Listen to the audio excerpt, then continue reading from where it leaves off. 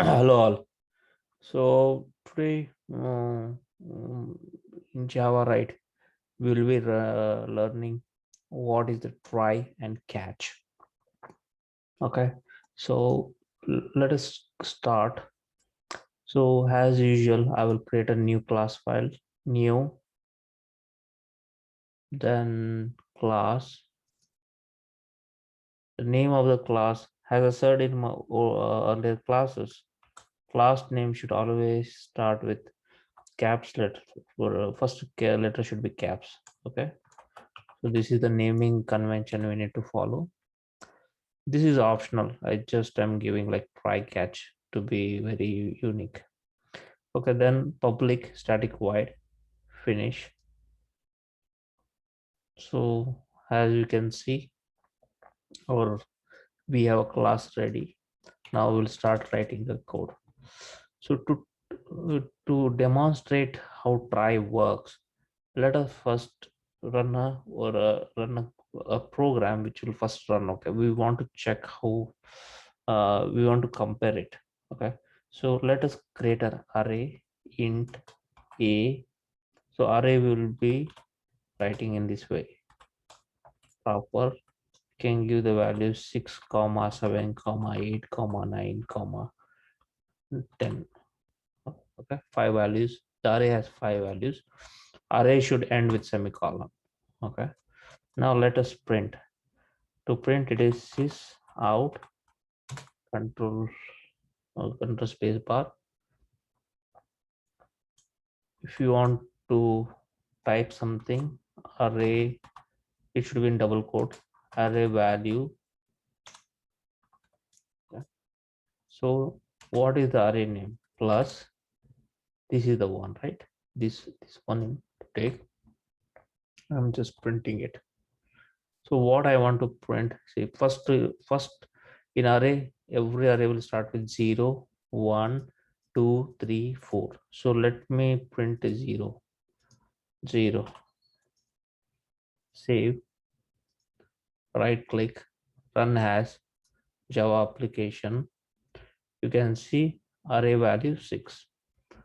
For example, if you want to further check one more time, I will put it like 4. What is the 4 value? 0, 1, 2, 3, and 4. So 10 should get printed. All right. So run has Java 10, right? Array value is 10. 0, 1, 2, 3, 4. If I give 5, what will happen?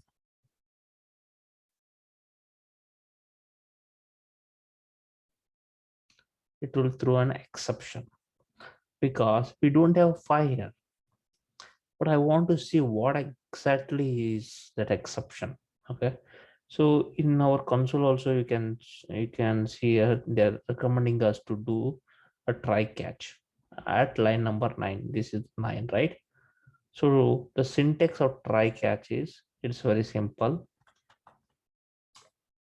Now in between this code we want to see, right, what is the error, right? For that, just what you need to do is on top of the first line only, you need to try. Try will start with flower bracket. Okay, and where we want to end here, right?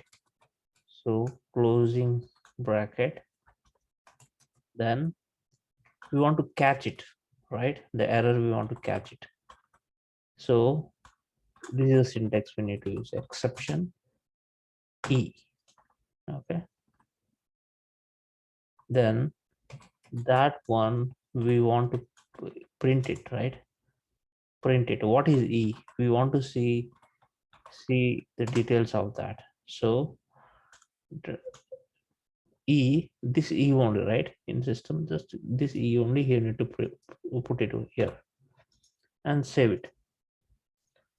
Now if you run this program, right, you can see index 5 out of bound for the length. See, you got a detailed thing. So index 5 is not there. If you put 6, run it. So index 6 out of bound. So 6 is not there.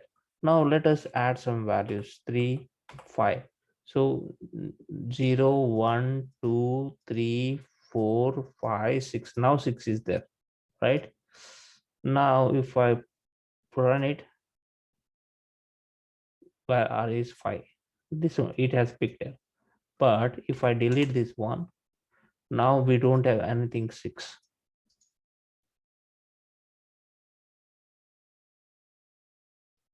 Right.